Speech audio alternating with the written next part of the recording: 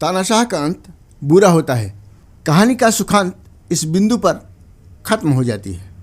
पर कभी आपने सोचा है कि हिंसक राष्ट्रवाद और अंधभक्ति का नशा फटने के बाद तानाशाह पालने वाली कौम का क्या होता है? अप्रैल 1945 इस दिन अकचकाए बर्लिन वासी रूसी फौज के सामने सर झुकाकर निकल रहे थे। कुछ दिन पहले तक रेडियो जर्मनी चौतरफा जीत की खबरें बताता था। रेडियो ने बताया था कि वे आर्य हैं, बेजोड़ हैं, दुनिया जीतने राज करने को बने हैं। उनके साथ धोखा हुआ है। उन्हें प्राचीन गौरव वापस पाना है और उनका लीडर हिटलर जीनियस, ब्रेवहार्ट, ईमानदार और देशभक्त। सारा देश नाजी पार्टी का सदस्य था। गद्दारों को साफ कर दिया गया था। उन्हें सड़कों पर घसीटा था, घरों में आग लगाई। पढ़ा लिखा आम शहरी भी इस खेल में मजा लेकर शामिल था। शिक्षकों ने नफरत फैलाई, डॉक्टरों ने नए जहर खोजे, नर्सों ने इंजेक्शन लगाए, साइंटिस्ट ने गैस चैम्बर्स का आविष्कार किया, फौजियों ने गोली मारी, अकाउंटेंट्स लूट के हिसाब रखा करते थे। बच्चों को हिटलर यूथ में भेजा, सेनाएं ज्वाइन कराई, एसएस में डाला। हर कोई देश के लिए जीता मरता, कोई कमी न की थी। तो यह हार आम जर्मन के लिए सदमा थी। जर्मनी पहला युद्ध विश्व युद्ध भी हारा था, लेकिन जनजीवन खत्म न हुआ था। जर्मनी के कुछ हिस्से अलग कर दिए गए, उसकी सेना आयुध की सीमा बांध दी गई। विस्तारवादी राजा हटाकर लोकतांत्रिक सरकार बिठाकर दुनिया ने सोचा कि जर्मन खतरा टल गया। मगर जर्मन राजा नहीं, जर्मन जनता ही विस्तारवादी थी। वह बिस्मार्क से कैसर तक एक हिंसक हीरो खोज लेती थी। उसे लोकतंत्र पसंद न था। उसके खून में अपनी उच्चता और दूसरों के लिए तुच्छता का भाव था। हिटलर यह बखूबी जानता था। उसने इस भाव को नए पंख दिए। लोकतंत्र, उखाड़ फेंकना, झूठे शांति प्रस्ताव, फिर अचानक से घुसकर किसी देश को जीत लेना, उसके क्रूर कारनामों में आम जर्मन भी आह्लादित था। क्योंकि हिटलर के देश में वह एकमात्र तानाशाह नहीं था। हर जर्मन अपने आप में एक तानाशाह था। मित्र राष्ट्रों ने इनका फन कुचलने का निर्णय लिया था। इस बार बर्लिन की सड़कों पर विदेशी सेना के बूट गूंज रहे थे। मरे तानाशाह के पीछे बचा देश खंडहर था। वीरान लाशों, विधवाओं और अनाथ बच्चों से भरा एक नर्क। यह नर्क विजेताओं की मुट्ठी में था।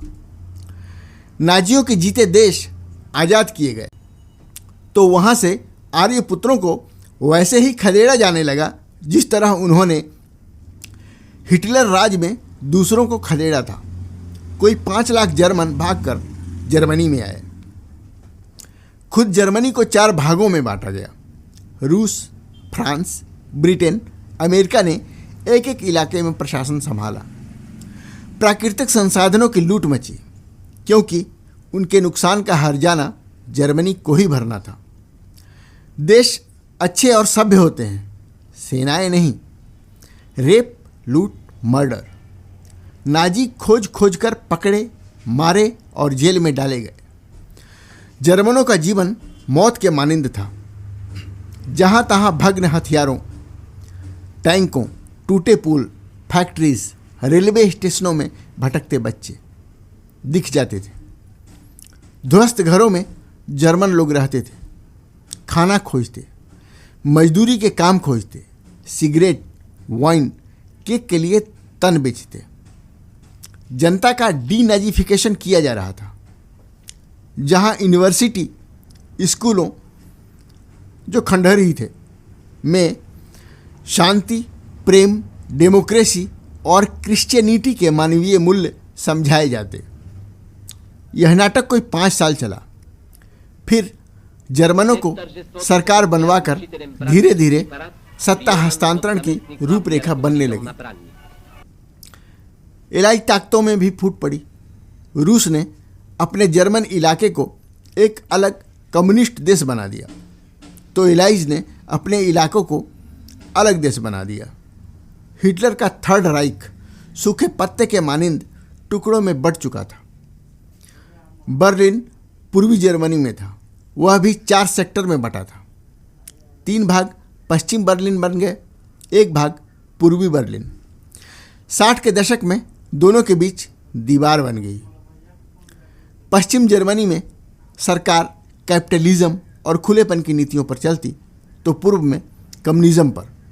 दोनों सरकार कहने को संप्रभु थी, मगर थी पपेट। हिटलर की मौत के 45 साल बाद तक यह तमाशा चलता रहा। रूस के पराभव के बाद दोनों टुकड़ों के यूनिफिकेशन की मांग होने लगी। अंततः 1990 में दोनों जर्मनी एक हुए, यानी 1936 की अवस्था में जर्मनी लौटा। लेकिन कुल 55 साल बाद, आप 3 पीढ़ी मान लीजिए, अब जर्मनी फिर यूरोप का सिरमौर है, पर नाजी चिन्ह, नाजी विचार बैन है। नफरत और उच्चता के कीड़े से मुक्त जर्मनी अब शांति प्रिय सोसाइटी है। 3 पीढ़ी 55 साल बर्बाद कर उन्होंने सबक लिया है, यह कि तानाशाह को पालने वाले नफरती समाज का हश्र उससे भी ज़्यादा बुरा होता है। पर इस मामूली सबक के लिए आपको 3 पीढ़ियां नहीं गलानी, सिर्फ इतिहास ही तो पढ़ना है। दृष्टांत भी देखिए, पड़ोसी मुल्क अफगानिस्तान, पाकिस्तान, जहां इस्लाम को खतरे में कहकर सत्ता तो हासिल की गई, लेकिन आज उनकी स्थिति क्या है। वीडियो अच्छा लगा तो सब्सक्राइब कीजिए, लाइक कीजिए। आपके जहन में कुछ सवाल है तो कमेंट करके हमें